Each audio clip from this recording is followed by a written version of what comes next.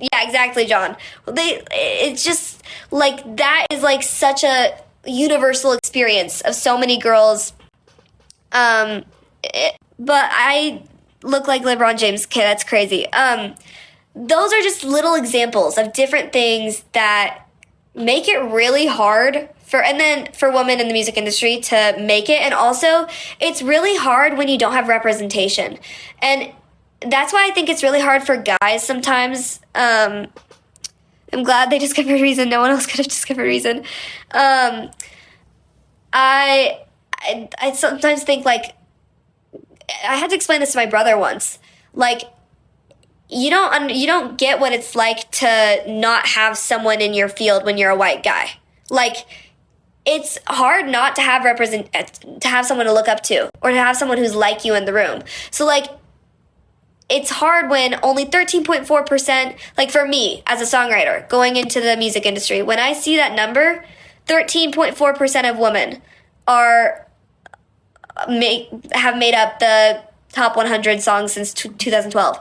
That is, like, not very encouraging to me. Like, that immediately says to me, that's about the music industry, or about why does representation matter in fields that only prioritize efficiency? I'm not sure exactly what your question means, so if you could rephrase it, that would be amazing. But I think what you're saying, why does representation matter in fields that only prioritize efficiency? I'm trying to think of a way to answer that. I'll get back to you. Rephrase it, and I can see if I can answer it. It's definitely me reading the question wrong. I apologize. And this isn't to say that guys don't get effed over by the labels. They do. So many guys do. Every artist does. Every artist has issues with label. This is just to say that when women are looking at a staircase, when guys are looking at a staircase with 1-inch steps, girls are looking at 10 feet steps. If guys are climbing a ladder with perfect rungs, girls are climbing a ladder with 2 broken rungs between every, yeah. Hold on. Give a guy and a girl a car, each you'll end up thinking, yes, just some rando. That's another thing. There's also just a bunch of stereotypes, gender norms. It's the same thing that like, thank you, Sydney. It's the same thing that, like, when people say boys don't cry, boys do cry, and they should be allowed to cry, and they should be allowed to feel emotions. And it's, like, so not cool that society teaches that men should not be able to cry. Like, yes, they should. And also, men are emotional, and that's, like, so valid and, like, should be normalized. Men should be allowed to talk about their emotions and not get made fun of for it. And, like, that is, it breaks my heart. Like, my brother, I hate that my brother at one point felt like he couldn't talk about crying in public or cry his emotions. Like, guys should be able to talk about their emotions and feel safe. And that is, like, that's an example of how the patriarchy affects men negatively. Like, for example, another example is, there's so many.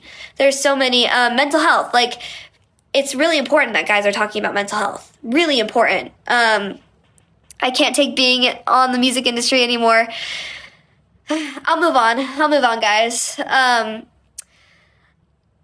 We could choose a different topic, but it's all to say, though, that the music industry can be really hard. And we can do, Vince, thanks for the gifts.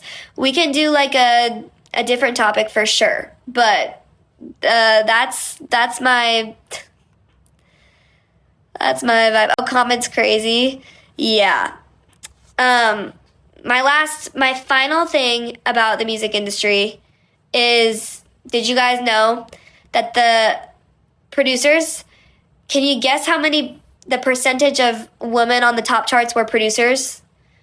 The percentage, yeah, flowers, exactly. Buy your boys flowers. The percentage of female producers from 2012 to 2023 was 3.2%. So the ratio of men to women producers across 900 popular songs was 30-1. So for every 30 male producer, you had one female producer. And that's, again, not because women don't produce music, not because women aren't talented at producing music. That's crazy. So, all to say that, also, the Grammys, someone asked who was the closest. Let's see. Just some rando, I think you were the closest. Yeah. All to say, my opinion on the Grammys, 12 times lower than standard, exactly. My opinion on the Grammys. I was really excited about, do you think there should be exactly 50% female and male producers?